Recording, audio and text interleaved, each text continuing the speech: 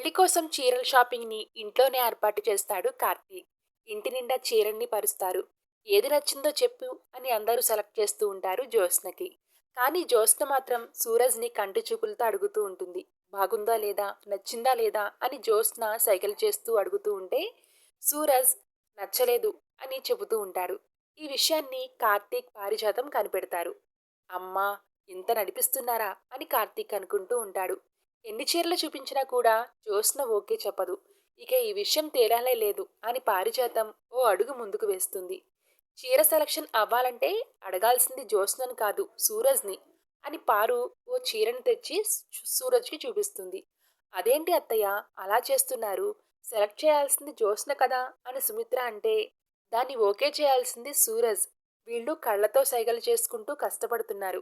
అందుకే నేరుగా సూరజ్‌నే అడిగిస్తే అయిపోతుంది కదా అని అంటుంది పారు. గ్రానీ అని సిగ్గుపడుతూ జ్యోత్స్న అంటూ ఉంటే, అయ్యో! తనిష్టమే తనకు నచ్చిందే తీసుకోమనండి అని సూరజ్ అంటాడు. నీకు నచ్చిందే తీసుకుంటుంది. నువ్వే చెప్పు అని పారు అడుగుతుంది. ఇప్పటికైనా చెప్పు బాబు ఏ చీర కావాలో? ఇది పూర్తి అయితే తప్ప ఇంకో పనికి వెళ్ళలేం అని అంటుంది పారు. ఆ చీర బాగుందండి అని అంటాడు సూరజ్. యాహ్! చీర సెలక్షన్ పూర్తయింది అని పారు సందడి చేస్తూ ఉంటుంది. ఏంటి గ్రాని ఇదంతా అని జ్యోత్స్న సిగ్గుపడుతూ ఉంటుంది. పెళ్ళికి నేను డాన్స్ ప్రోగ్రాం పెడుతున్నా అని శ్రీధర్ అంటే అయితే నేను డాన్స్ చేస్తాను అని పారిజాతం లేచి స్టెప్పులు వేస్తూ ఉంటుంది. దాంతో అందరూ సందడిగా నవ్వుతూ ఉంటారు. ఆ సందడి వాతావరణాన్ని ఆ నవ్వుల్ని జ్యోత్స్న చూసి ఎమోషనల్ అవుతూ ఉంటుంది. అందరూ నవ్వుతూ ఉండడం చూసి జ్యోత్స్న ఆనంద బాష్పాల్ని రాల్చుతుంది. అలా జ్యోత్స్న నుంచి కన్నీరు కారుతూ ఉంటే ఏమైందే ఎందుకు ఏడుస్తున్నావు అని అడుగుతుంది సుమిత్ర.